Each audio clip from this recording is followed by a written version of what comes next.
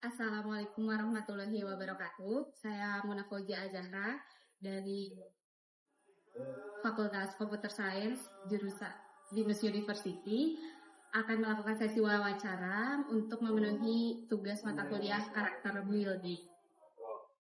Untuk sesi pertama akan ada sesi perkenalan narasumber. Dipersilakan. Halo, perkenalkan nama saya Dayna Purnawati. Mata pelajaran yang saya ampuh yaitu guru kelas. Instansi yang saya tempati yaitu di SDN Bojongwaru Pangalengan. Saya sudah mengajar di SD kurang lebih dari 4 tahun. Selanjutnya akan ada sesi tanya jawab interaktif mengenai sebagai pembuka itu terkait upaya peningkatan mutu pendidikan. Sejauh mana Ibu memanfaatkan teknologi digital dalam interaksi belajar mengajar dalam sehari-hari? Pemanfaatan teknologi digital di sekolah saya yaitu dengan media audio visual seperti menampilkan video yaitu kayak animasi di Canva atau di PowerPoint. Terkaitan pembuatan video, audio atau PowerPoint, apakah Ibu membuat sendiri atau bagaimana sistemnya? Membuat sendiri, tapi bahan-bahan yang untuk ditempel ke Canva itu bahan-bahannya dari buku atau dari AI juga. Jadi dikolaborasi. Ya, Pertanyaan kedua, dari sekian banyak opsi yang ada, platform atau aplikasi apa yang menurut Ibu paling efektif untuk membantu siswa memahami materi dengan lebih baik? Kebanyakan saya menggunakan aplikasi seperti YouTube. Di situ banyak materi-materi yang baik dipahami oleh siswa. Terus ada juga kuis itu untuk kuis untuk siswa yang kayak kuis seperti permainan kartu, bagus digunakan sebagai tambahan di luar video.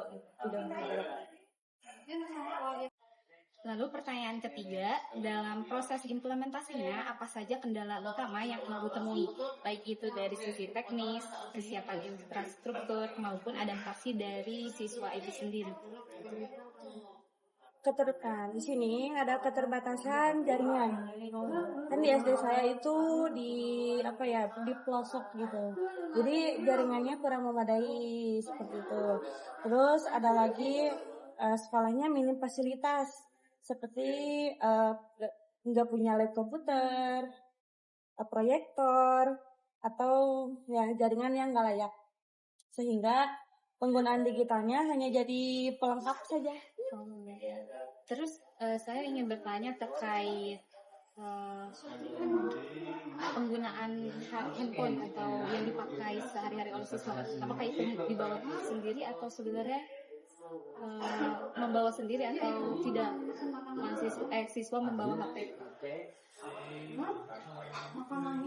Di situ juga tidak punya smartphone yang sempat dibawa ke sekolah. Jadi ada juga dari sekolah disediakan, tapi nggak banyak.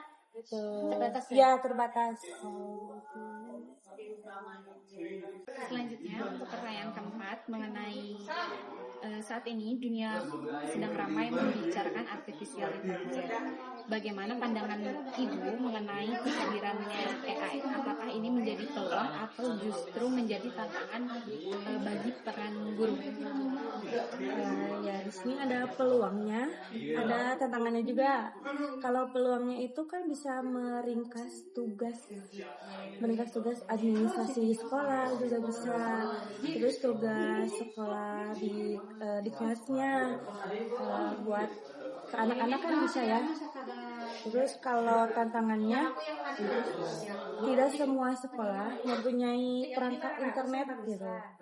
Jadi kalau hanya sebagian yang bisa mengakses AI itu kan nggak banyak.